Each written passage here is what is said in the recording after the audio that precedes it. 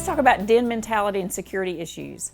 If your dog is peeing and pooping in your house, jumping on your guest, barking at the door, growling at you, or free roaming in your house, they're still holding on to that leadership role.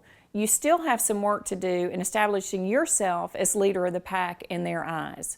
The simple act of free roaming in your home gives your dog permission to take back over those chief of security roles.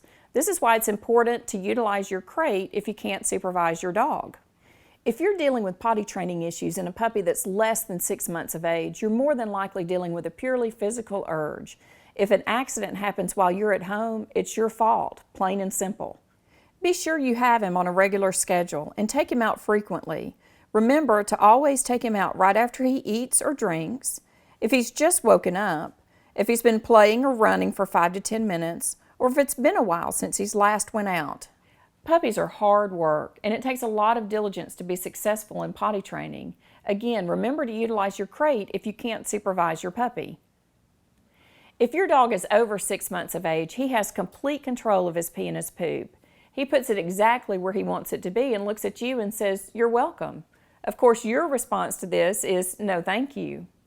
If he's holding on to that alpha role, he feels like it's his job as leader of the pack to mark the den in order to secure it, even if it only happens every week or so. Again, we can't emphasize enough, utilize the crate if you don't have time to supervise your dog. If your dog is free roaming, he's accomplishing something, and that something is going to be good for a dog, not for us. Does your dog give you a grr when you try to move her from the chair or the sofa? This is a good report card to help you evaluate your status as pack leader. The alpha is in charge of who sleeps where. The alpha also uses elevation to help establish pack order. If you're still having issues with your dog, you may need to restrict the use of furniture or at least limit the time that she has on the couch. Remember, if she's sitting in your lap, always make sure to have a hand on top of her.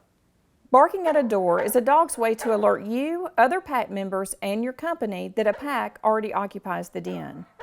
Be sure to set up these situations when you know you can win to help teach your dog not to bark at your guests. If you are bringing your dog with you to the door, make sure he is not leading you to the door. He must follow behind you, sit, and wait patiently for you to greet your guests. Ask your guests not to look at your dog or show affection to him until he is calm. Remember, petting a dog when he is excited or anxious only rewards that behavior. Jumping on people is a dog's way of checking for dominance. Remember, they're not a small child who's reaching up because they're excited to see you. If a dog's jumping on you, they're either trying to control you or they're anxious about your intentions. Set up opportunities to correct unwanted behaviors. Think back on times when your dog has jumped up on someone and try to recreate those situations when you know you have time to win. Remember, be sure to reward your dog with praise and physical touch when they greet guests without jumping on them.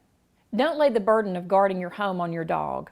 Remember, you can't have a guard dog as a pet. You're better off installing a security system.